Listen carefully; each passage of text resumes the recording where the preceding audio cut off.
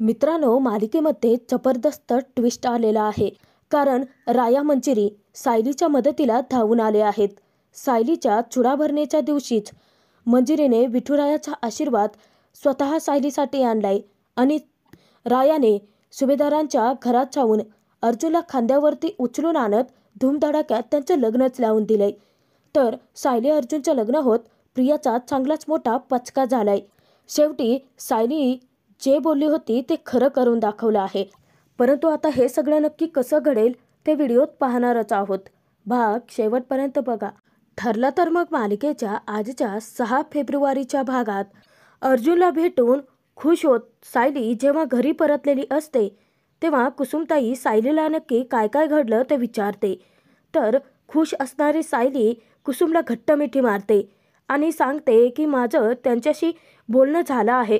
आनंदाच्या भरामध्ये दोघींना काय करावं तेच सुचत नसतं. तर सायली जेव्हा कुसुमला घट्ट मिठी मारते, आनंद साजरा करत असते, नेमकं सायलीच्या धक्क्याने तिथली भांडी खालती पडतात. त्याचा जोराचा आवाज होतो. आता मधुभाऊ डचकून उठतात आणि ते विचारतात की कोण आहे. तर सायली चक्क तिथे मांजराचे आवाज काढायला लागते. कुसुमला तर हसूच आवरत नसतं. कुसुम मधुभाऊंना सांगते की काही नाही मधुभाऊ, अहो मांजर आलं होतं, तुम्ही झोपा. तेव्हा दोघीही पुन्हा जोरजोराचे हसायला लागतात. त्यांना हसू अनावर होतं. तर कुसुमताई एक्सायटेड होऊन विचारते की सांग ना, अर्जुनशी भेट झाली ना तुझी आणि तू बोललीस का त्याला? काय म्हणाला अर्जुन? तुला भेटून खूप खुश असेल ना? असे अनेक प्रश्न ते विचारते. तेव्हा सायली म्हणते की असतीलही कदाचित. तेव्हा कुसुम विचारते की म्हणजे आता नक्की काय काय घडलं ते सगळं सायली एक एक करत कुसुमला सांगते की कसं सायलीने धडाकेबाज एंट्री घेत सुभेदारांना गाफील ठेवून अर्जुनच्या खोलीपर्यंत पोहोचली आणि अर्जुनशी बोलत असताना कारस्थानी प्रिया कशी तिच्यामध्ये तडमडली. परंतु तिचं बोलणं ऐकून न घेता सायलीने तिला चांगलाच इंगा दाखवला. आणि एवढंच नाही, ज्या हाताने तिने विद्येचं थोबाड फोडलं होतं तो हात पिरगळून तिला चांगली जन्माची अद्दल घडवली. सायलीने सगळी घडलेली कहाणी ऐकवताच चिडलेली कुसुम म्हणते की ती प्रिया, तिला ना सतत मध्ये आडवं यायचंच असतं. चांगलीच हात धुवून मागे लागले आहे तुझ्या. तेव्हा सायली म्हणते की बघ ना, तिने मला नंतर अर्जुन सरांना भेटूही नाही दिलं आणि सगळ्यांच्या मनात माझ्याविषयी इतकं विष कालवलं आहे ना की मी काही सांगितलं असतं तर कोणी ऐकूनही घेतलं नसतं.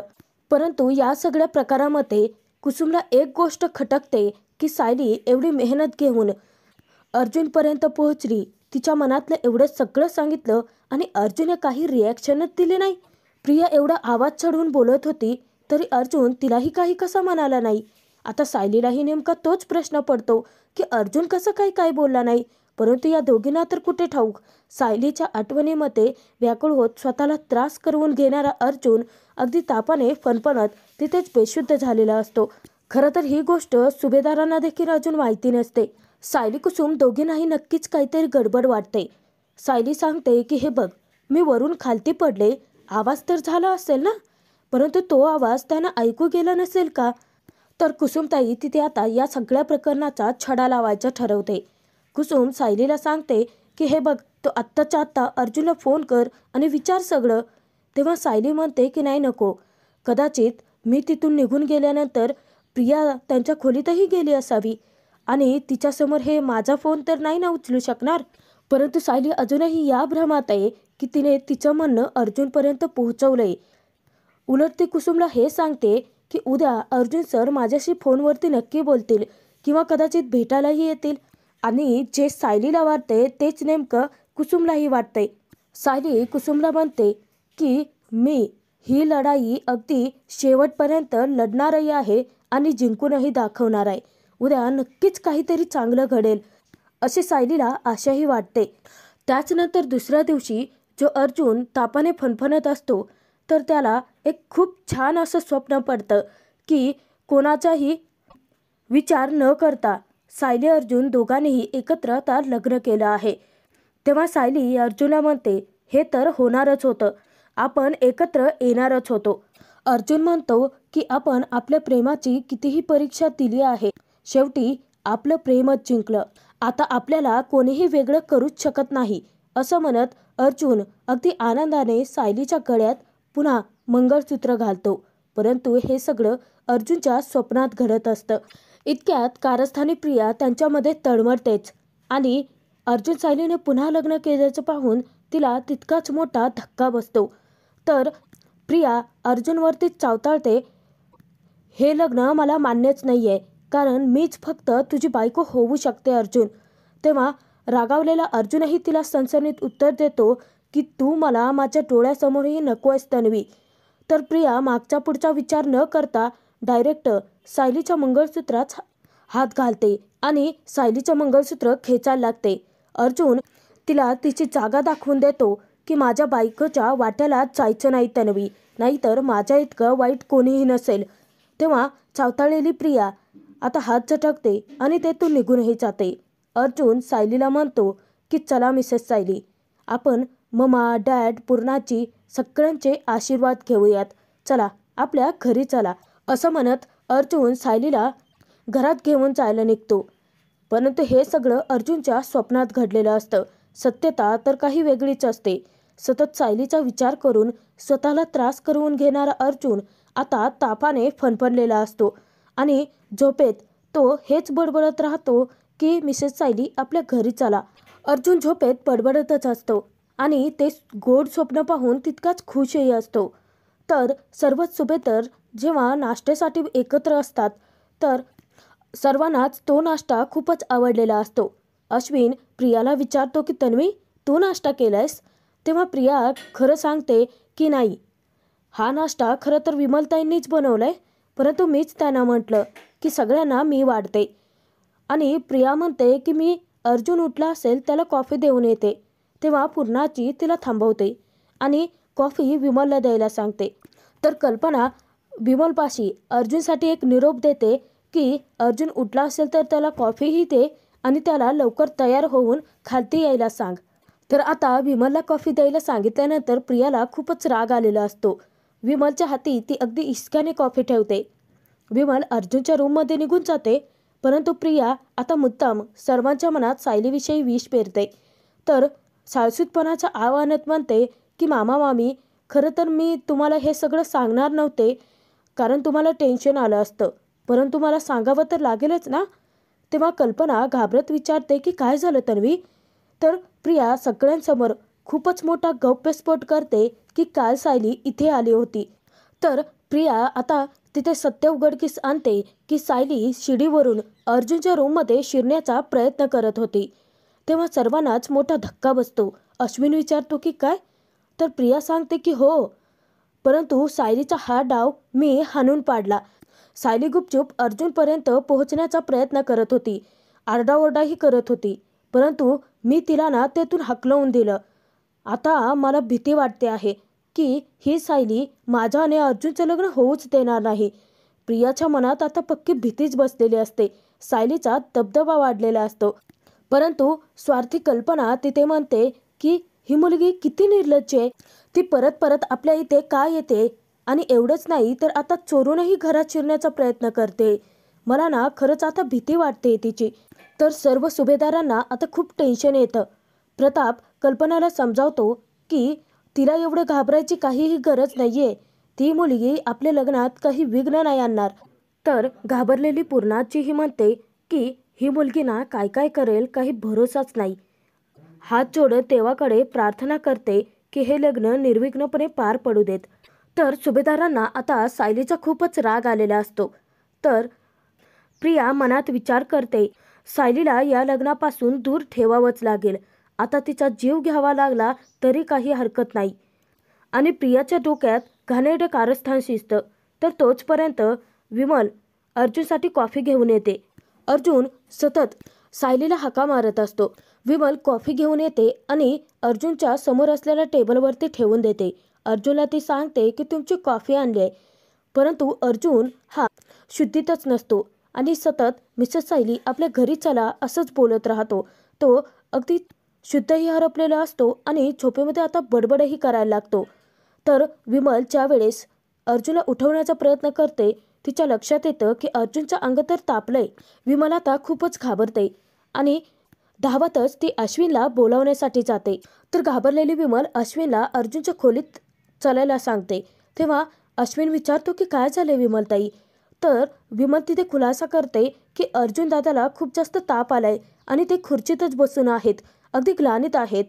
तर अश्विन धावत त्याच्या रूमकडे जातो. आता सर्वच जण घाबरलेले असतात.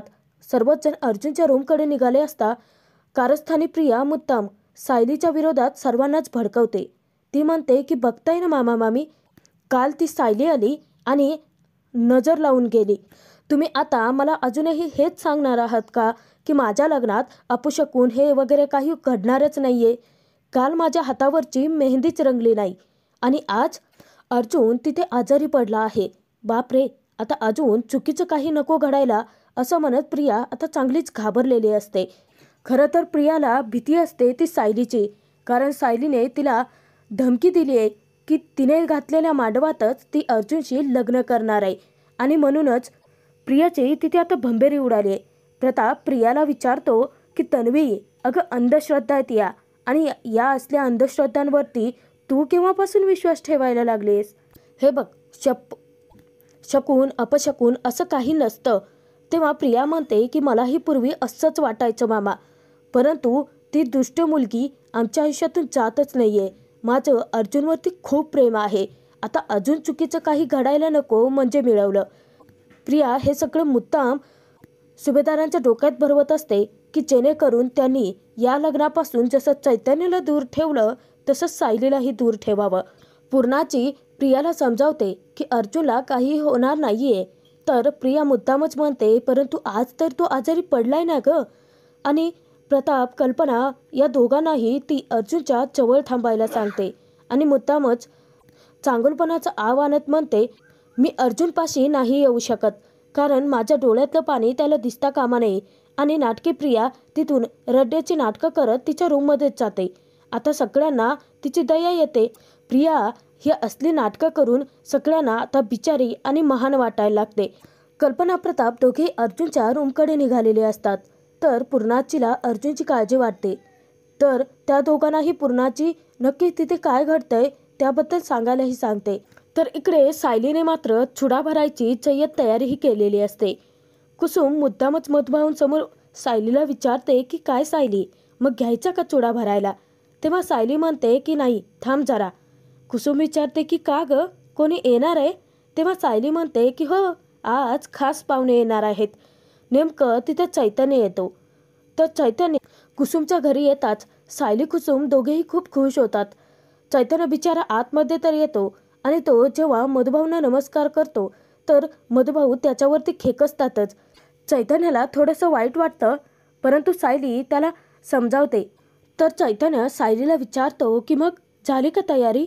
तेव्हा सायली म्हणते की हो चैतन्य भाऊजी, काल रात्री मी यांना भेटायला गेले होते.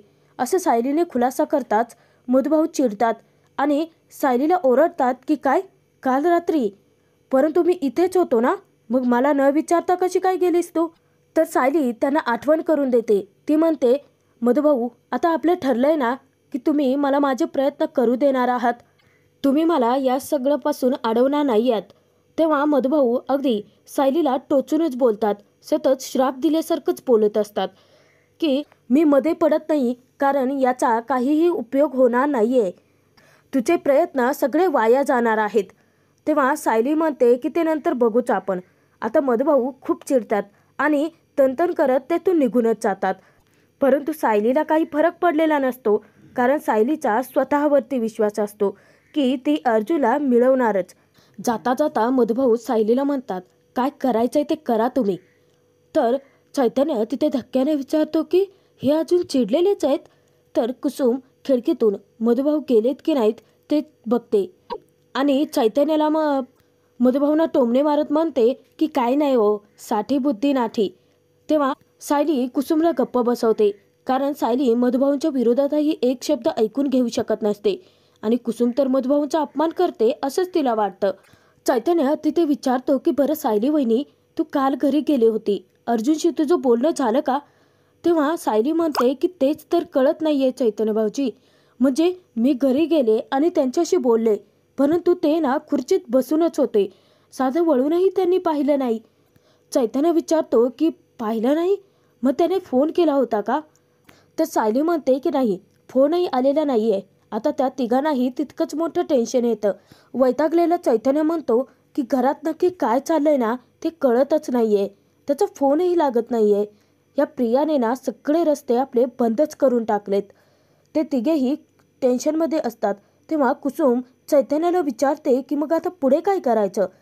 तर चैतन्य, सायली, कुसुम या तिघांना काहीही करून सुभेदारांच्या घरात नक्की काय काय चाललंय त्याबद्दल माहिती मिळवायचीच असते. इकडे अर्जुन अजूनही ग्लानीतच असतो. तर सर्वांनाच खूप टेन्शन आलेलं असतं. अश्विन त्याला चेक करतो. तेव्हा प्रताप विचारतो की ताप किती आहे. अश्विन 102 असल्याचं सांगतो. तेव्हा कल्पनाला अर्जुनची खूपच काळजी वाटते. इतक्यातच गार पाण्याच्या पट्ट्या कुसुम विमलने आणलेल्या असतात. विमल अर्जुनच्या डोक्यावरती गार पाण्याच्या पट्ट्या ठेवते. तर कल्पना अर्जुनला विचारते की तुला बरं वाटतंय ना. तेव्हा अर्जुनला काही शुद्धच नसते. तर अश्विन तिथे कल्पनाला समजावतो की मम्मा तू आत्ता त्याच्याशी काही बोलूच नकोस. साधं बोलण्याची ताकदही नाही आहे त्याच्यामध्ये. मी एक काम करतो, मी दादाला ना एक इंजेक्शन देतो, म्हणजे संध्याकाळपर्यंत त्याला बरंही वाटेल. तर अश्विन त्याच्या रूममधून निघून जातो. प्रताप कल्पनाला म्हणतो की त्याला काहीतरी खायला दे. तेव्हा कल्पना सांगते की हो, तो उठला ना की त्याला खिमट करून देतेच. तर तिथे जाता प्रताप कल्पना आपल्या मुलाच्या उशाशी बसूनच असतात. कल्पना अर्जुनच्या डोक्यावरती गार पाण्याच्या पट्ट्या ठेवत असते. तर विमल कल्पनाला विचारते की मी जाऊन कुकर लावू का. तेव्हा कल्पना सांगते की हो लाव.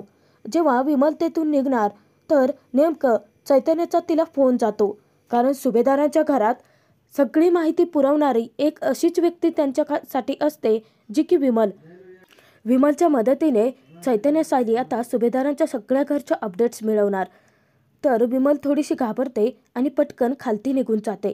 तर कारस्थानी प्रिया सुभेदारांच्या समोर रडण्याची नाटकं करत जेव्हा ती इकडे बाहेर येते तर लगेचच ती साक्षीला फोन करते. साक्षी आश्चर्याने विचारते की बाप रे, आज चक्क प्रियाने मला कॉल केलाय. या लग्नाच्या घाई गडबडीमध्ये तुला माझी आठवण कशी काय आली. साक्षी प्रियाला विचारते की प्रिया तुझी मेहंदी किती रंगली आहे ग. तर साक्षीने प्रियाचा वर्मावरच घाव घातलेला असतो. प्रियाला डिवचलेलं असतं. रागाने प्रिया म्हणते की इथे माझ्या आयुष्यातले रंग उडण्याची वेळ आली आणि तू मेहंदीच्या रंगाचं काय घेऊन बसलेत. तेव्हा साक्षी मुद्दाम तिला टोमणे मारते की कसलेस का तू प्रिया. त्या कुबेराने तुझ्यासमोर अख्खं सोनं जरी ओतलं ना तरी तू त्यालाच म्हणशील की हे सोनं जरा हलक्या प्रतीचं आहे नाही का. तर चावताळलेली प्रिया साक्षीला फोनवरती सांगते की इथे माझ्यासमोर कुबेर नाही तर यम उभा आहे, तेही सायलीच्या रूपात. तिने ना मला धमकी दिली आहे की ती पुन्हा अर्जुनशी लग्न करणार आहे. मला आता खूप भीती वाटते. तेव्हा साक्षीचीही तितकंच घाबरगुंडी उडते. तर साक्षी प्रियाला सांगते हे असं अजिबात होता कामा नये. तुझ्या या लग्नासाठी ना प्रिया मी आणि अण्णाने खूप जास्त रिस्क घेतली आहे. असं साक्षीने म्हणताच प्रिया म्हणते की रिस्क तुम्ही नाही तर मी घेतली आहे. कारण मी इथे फील्डवर उभी आहे. तुम्ही तिथे फक्त तंबूत बसून नुसतं ऑर्डरी सोडतायत. तर साक्षी मुद्दामच प्रियाला म्हणते की हो ना, सगळी प्लॅनिंग तुझीच तर असते. तुझ्यामुळेच तर आम्हाला यश मिळतं ना. मग आता तुला जे करायचं आहे ते तू कर, मी फोन ठेवून देते. असं म्हणत साक्षी फोन ठेवणार तर प्रिया तिला अडवते आणि तिच्याशी गोडी गुलाबीने बोलते की अगं साक्षी, मी असं म्हटलंय तरी का. अगं तुझ्याशिवाय तर माझं पानही हलत नाही. तेव्हा साक्षी विचारते की मग मला सांग नक्की आता काय करायचं आहे ते. तर प्रिया साक्षीला सांगते हे बघ, मी तुला फोन का केला असेल. ती सायली माझ्या मार्गातला काटा बनली आहे. त्यामुळे तू तिला किडनॅप कर, मारून टाक, नाहीतर कुठेतरी दाबून ठेव. मला काहीही माहिती नाही आहे, परंतु आमच्या या लग्नातून तिला कायमचं दूर कर. असं प्रियाने फोनवरतीच साक्षीला ऑर्डर सोडलेली असते.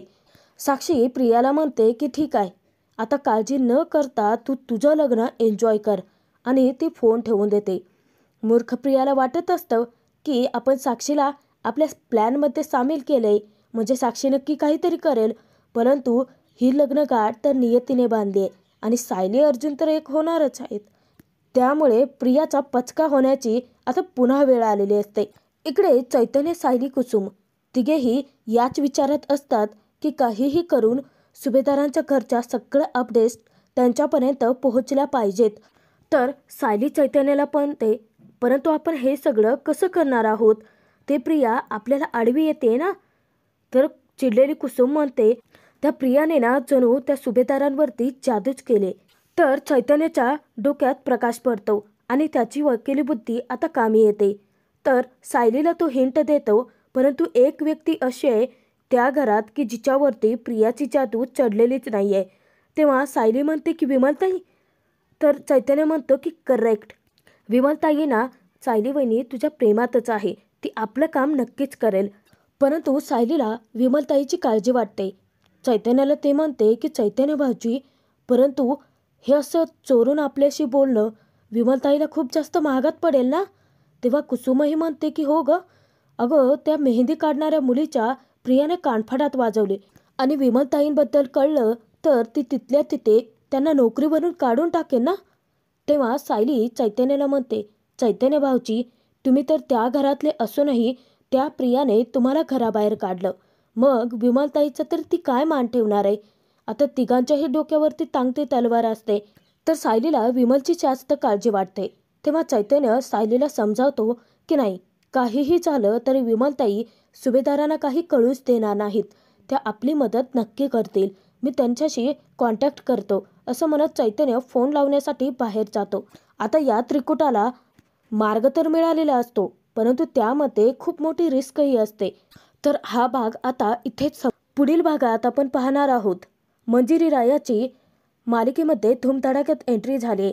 तर विठुरायाचा आशीर्वाद घेऊन मंजिरी सायलीला चुडा घेऊन आली आहे. तर मंजिरी स्वतःच्या हाताने आता सायलीच्या हाती चुडा भरणार आहे. तर सायली खूपच खुश आहे. रायाने अगदी सायलीचा बाहू बनत तिचा पाठीराखा होऊन अर्जुनला चक्क सुभेदारांच्या घरातून खांद्यावरती उचलून सायलीच्या घरी तिच्या समोर आणून ठेवले आणि अर्जुनला पाहून आता सायली खूपच खुश झाली आहे. आता सर्वजण पाहुणे मंडळी मिळून एक एक करत सायली अर्जुनला मदत करत त्यांच्या विधी पूर्ण करत आता त्या दोघांना एकत्र कशी आणतील ते पाहणं तितकंच मनोरंजक ठरेल.